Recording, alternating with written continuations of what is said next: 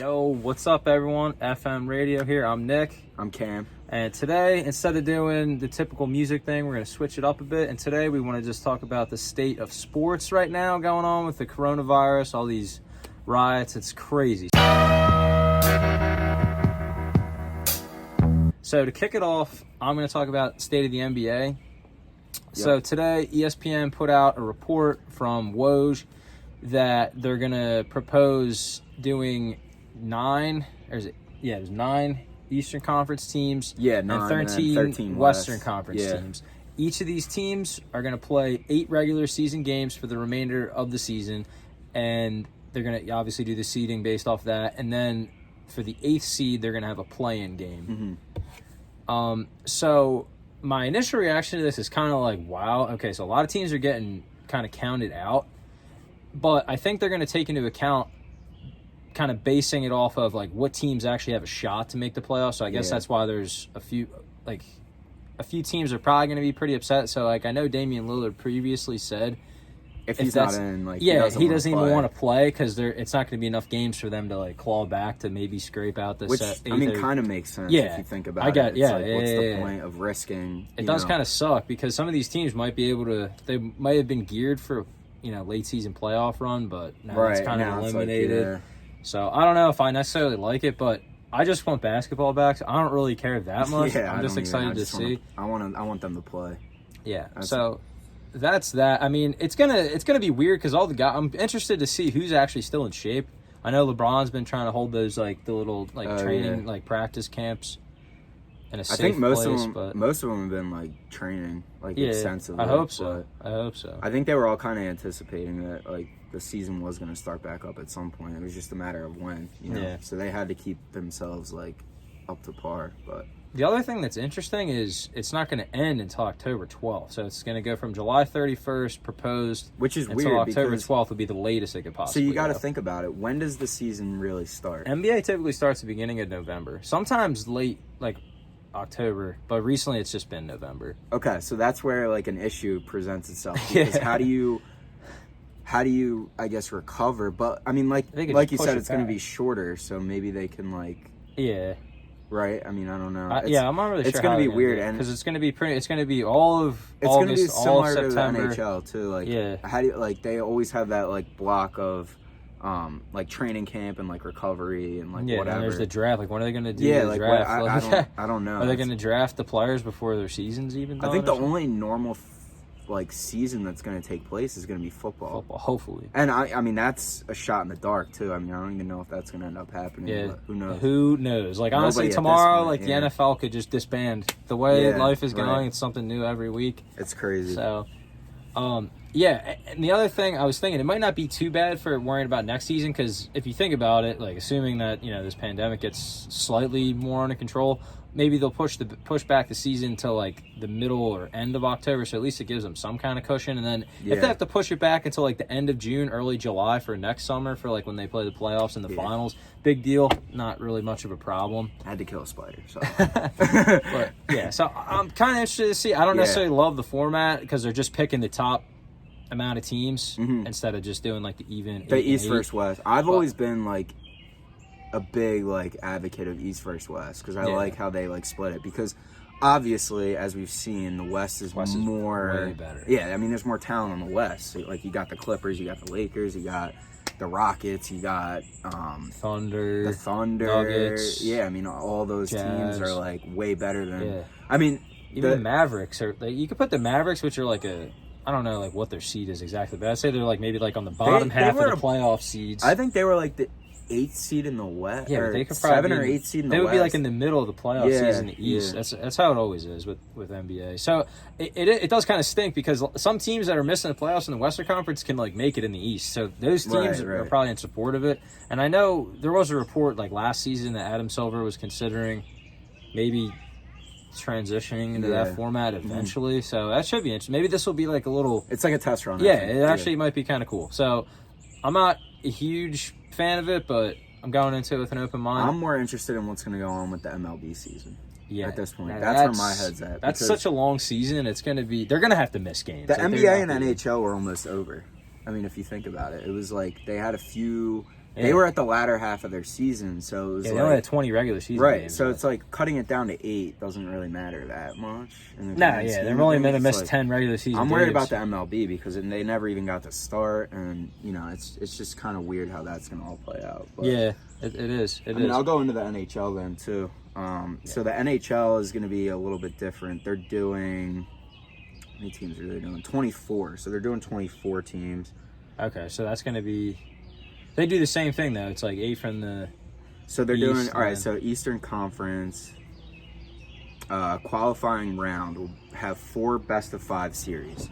So they're doing best of 5. Okay. So Penguins versus Canadians, Hurricanes versus Rangers, Islanders versus Panthers, and Maple Leafs versus Blue Jackets. So that's the qualifying rounds.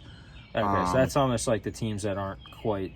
Yeah. So right, like the teams that are already making it are the Bruins, Lightning, Caps, Flyers. Okay. So they're all going to have a bye, and then they have that best of 5, 4 best-of-5 series between those with the winners of the qualifiers. And then whoever wins that, they're going to bracket it. So they're going to do like, and then they'll seed it. Okay, all right. Well, that actually that's a little bit better because it's still broken up by conference. Yeah, and then from the West, you have the Blues that are locked in, Avalanche, Golden Knights, and Stars. They're going to all have a bye.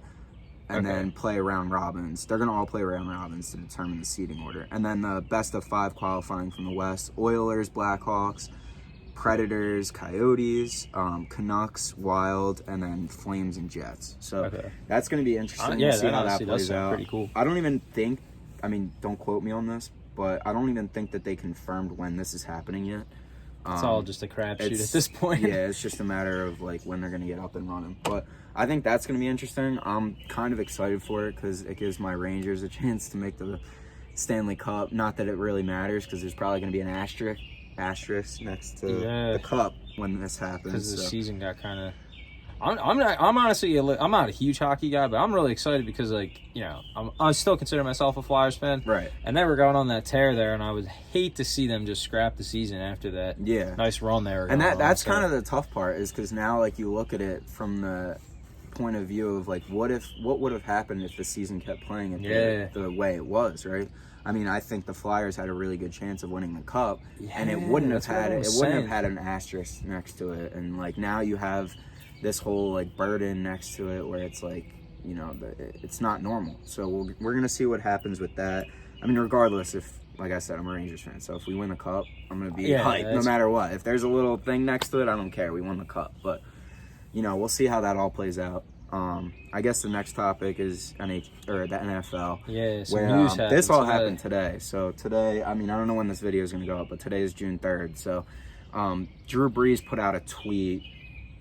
This is really I had this up too. So he said, "I will never agree with anybody disrespecting the flag of the United States of America or our country." So so what he was saying there is essentially that he never agreed with the whole Kaepernick thing. And I don't want to get into the politics of it because that's not the point of our channel. It's more just to, I guess, tell you guys like what's going on in the world. Yeah, we're just trying to talk about it. But the interesting part about this is that you have guys like Michael Thomas, who's, in my opinion, a top 3 receiver in the NFL. For sure. If not the best. I like DeAndre Hopkins because he has hands, but so does Thomas, though. I mean, you can argue that nobody can guard that guy. So Can't guard Mike. So he tweeted and was like, "We don't care if you don't agree, and whoever else, how about that?" Oh. And then was like, "He don't know no better." So you have this kind of backlash between arguably the best receiver in the NFL and a star quarterback. Yeah. And they're on the same team. So this is gonna create some conflicts when the season does start. And I predict that this has some impact on the way that they play as an organization. Yeah, I feel like the locker room is just gonna be wash now. Because didn't someone else chime in too? So Emmanuel Sanders, I can't find it. But Emmanuel Sanders, he said something too. In response to Brees. Yeah. Okay. Yeah, he was like, hold on, let me just find it. But I mean, regardless, like this whole thing, I think it will have an impact on the season. That's just my opinion. And I don't necessarily think that. Yeah. So he goes SMH ignorant. That's what he said. I don't see like why he had to chime. So yeah, I mean, but once again, like they went out of their way to get Emmanuel Sanders. So Emmanuel Sanders, I also consider, he's a good receiver, man. Yeah, probably top 20, 25 in the league.